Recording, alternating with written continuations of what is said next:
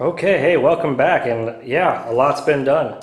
So I've gone ahead and I've connected all the tubing, ran all my kink coils. I have everything ready to go to start filling up my loop here.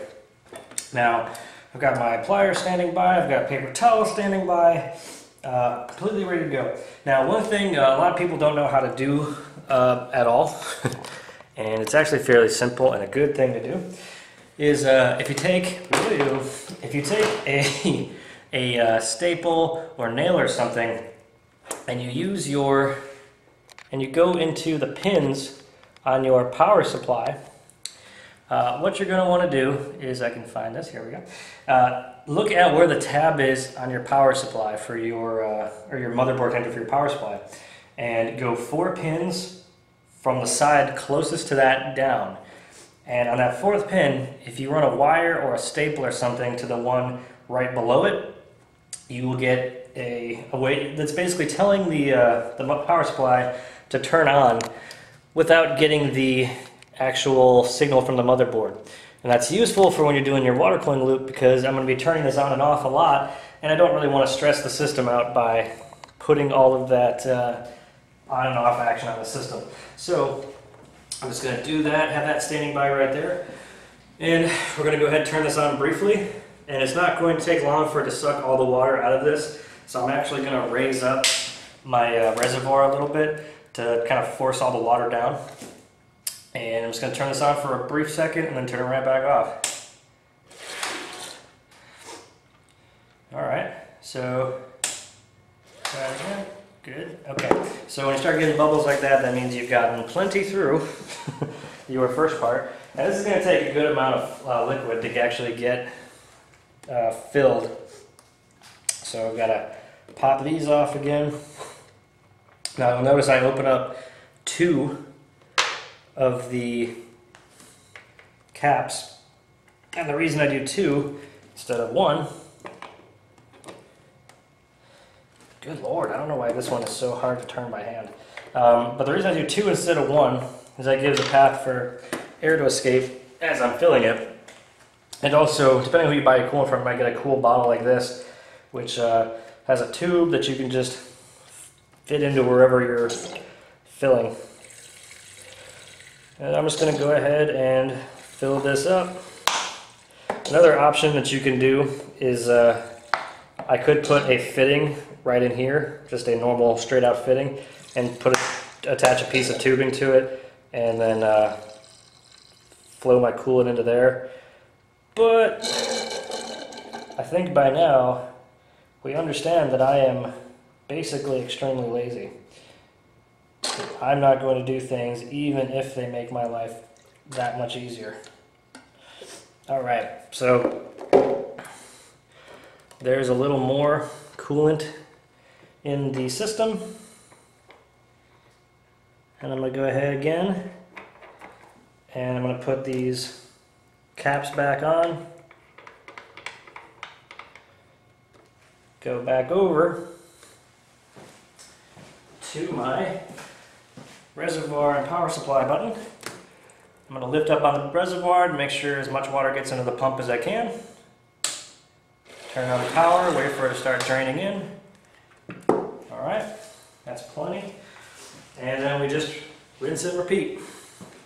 So I'm going to have to do this probably 2 or 3 times to get to get this filled to a point where it's actually going to be good and full, ready to go.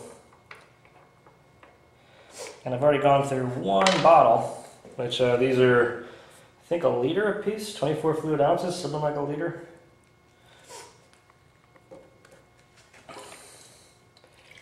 Takes a good amount of coolant for this reservoir to fill up.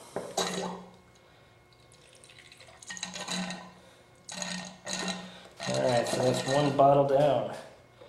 Should have to do just 1 more bottle. Got a little bit of a drip there. Go ahead and wipe that up real quick. Type of stuff happens, so you just gotta be ready. Nice thing about this is there's not really anything that's going to get stained in here, so even though there's some fantastic green dye in here, it's not going to make any difference because that polyacrylic stuff does a really good job of keeping the color what you want it to be and just blocking out all the extra stuff. All right, and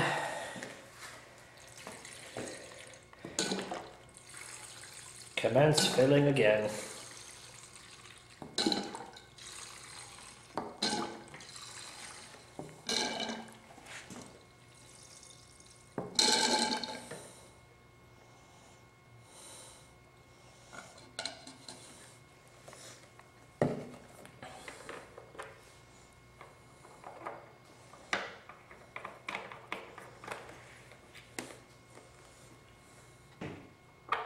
All right, now as you're doing this, you also want to start monitoring for leaks.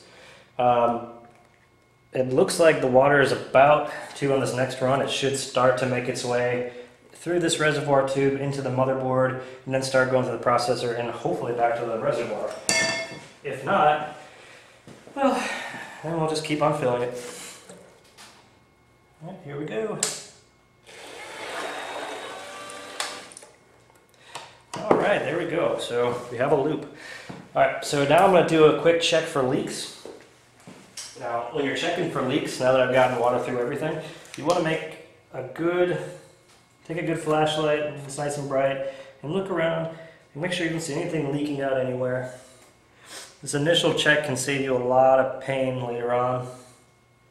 And we're looking pretty good. I don't see any leaks or anything, any kind of problems developing. Been looking pretty dry, so I think we're good. So I'm going to go ahead and do another fill. Actually, the only place I see a leak is where I didn't tighten this down enough.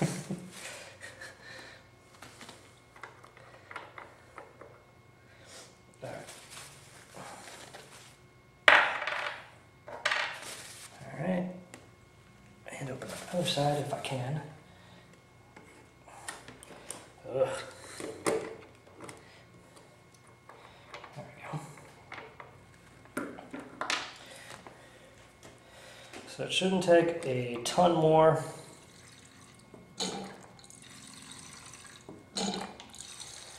To get this into a point where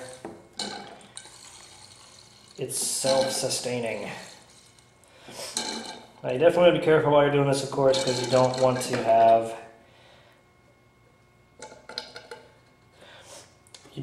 water, you don't want to have your pump dry while it's running. Having a dry pump is a bad thing.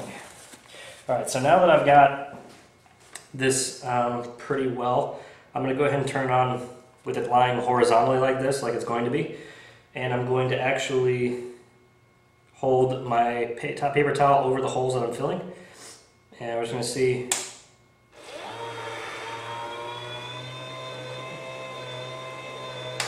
Alright, so it looks like the water's not quite high enough to reach. So I need to get more water in there.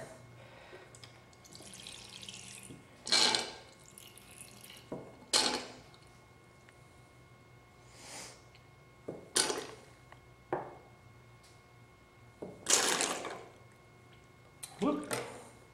Overfilled. And that's why you have paper towels standing by. Because stuff like that can and will happen. Alright, so just make sure that gets cleaned up. Alright, so since that wasn't enough, I was hoping that would be enough to keep it going. It was not. So I need to actually go ahead and keep tilting the reservoir like I've been doing. And of course I'm going to tighten these up a little bit more because last time did not hold like I had hoped. So there we go. Should be good, and we'll tilt this and I'll turn it back on again. It's a little waste of coolant there, but oh well. Not that big of a deal. Still got plenty to go.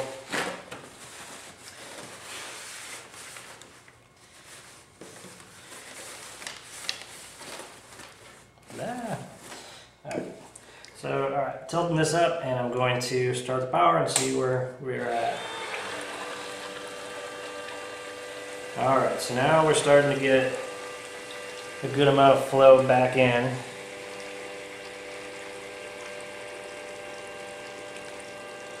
I'm going to let a lot of the bubbles work their way up. So as you fill this, you're going to have a lot of air in the line, just the way it works, just the way it happens. So you got to take the amount of time you need to let it get all the bubbles out as it goes. And realistically, I want all of the water in this bottle to go into this tube. So the best way to do that is get all the air out of the components themselves. And you do that just by giving it time to run, letting it settle, and giving it more time to run. Sometimes tilting everything can help. That's not so much of an option here, but the way I've built this, I've made it so that all the ports are facing upward, so air should be pretty easy to force air out, because it's going to naturally want to come up from the radiator fittings. Alright, so that should be about enough to leave some space. Yep. So you notice it's still got like an air bubble that made its way right here on the tubing. That's going to happen. That's fine. One thing I can do when I'm filling this is I can actually tilt it this way now. And when I tilt it that way when I'm filling it, that gives me more room to put more in, and then I'll cap it. Another thing worth mentioning is when I do this, when I have this finally sealed, I'm going to be rotating this so the port that the pump is on is actually going to be more on the bottom, so there's less likelihood that it'll get some air in the line or anything like that. But the more you fill the tube in, the more or the less air you have in the system in general is better as far as not having air in the system, and makes the flow work out better that way. It's all about having a sick flow.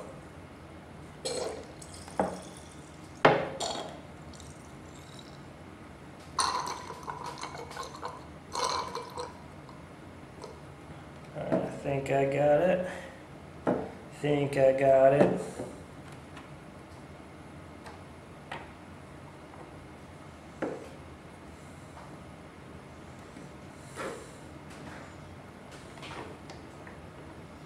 I think that's actually enough water. I'm probably going to try and fit a little bit more in there at some point in the near future, but this very minute, that's enough to keep it running.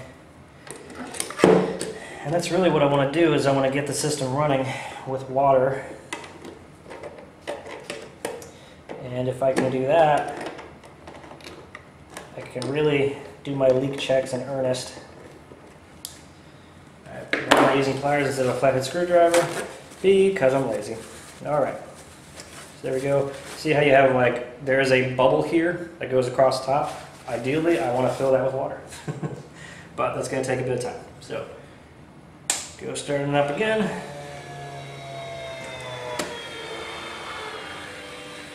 Alright, so looks like the pump's going to have a hard time running the way I have it organized.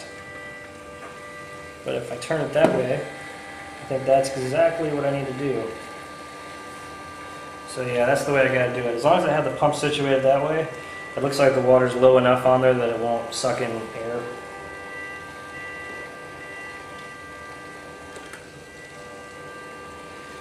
And we've got a pretty good amount of flow here. So what I'm going to do is I'm going to let this run for a bit. And I'm just going to keep looking for leaks.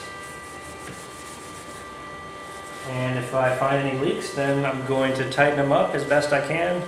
Hopefully I don't have to drain the whole system from any leaks that I might find. And yeah, right now it's looking pretty promising. Got a good amount of coolant flow going. And stick with it. I'll see you next time, where and hopefully I'll have this thing completely full. Alright, hey, welcome back. We've got a nice working computer here. As you can see, everything's good, everything's running, no leaks. I've got a few temporary pieces of foam here, insulation, which really is for me to test how I can do sound dampening on this. I'll probably use some black felt. I kind of changed my mind on the baffle box idea, because it seems like it's going to take away from the simplicity of it. I really like how simple this is. So I'm probably just going to put something here, maybe some rubber mounts or felt. Maybe build like something to hold the to hold the reservoir up here so that more water gets to the pump easier. And then put felt around this to keep the pump isolated from touching anything and transferring its volume out through the case. But it's actually really quiet compared to how it was in the metal case. And it's going to be even quieter once I put the lid on here, because I'm not going to be able to hear it at all. If I actually step over here, just like 2 feet away, I can't even hear that pump. So that's great. These fans, they definitely got some volume to them, but once I close the lid on them, they're going to be perfectly fine. And yeah, so the only thing left to do now is to get the lid painted up and finished, and then I'm going to attach it to my hinge here. And yeah, once the hinge is on, or once the lid's on, it's pretty much just build legs, put legs on it, and yeah, we're done. So this has been a really fun project. I've actually had a lot of fun with this, and love doing stuff like this. Really, you know, uses up some time though. Luckily I could stay married somehow. But yeah, you know, if you like this stuff, please like, subscribe. I know I'm not done with the series yet, but that really helps me out when people like, subscribe. So thanks for watching. I will see you next time when we get the lid built and we have this thing sealed up.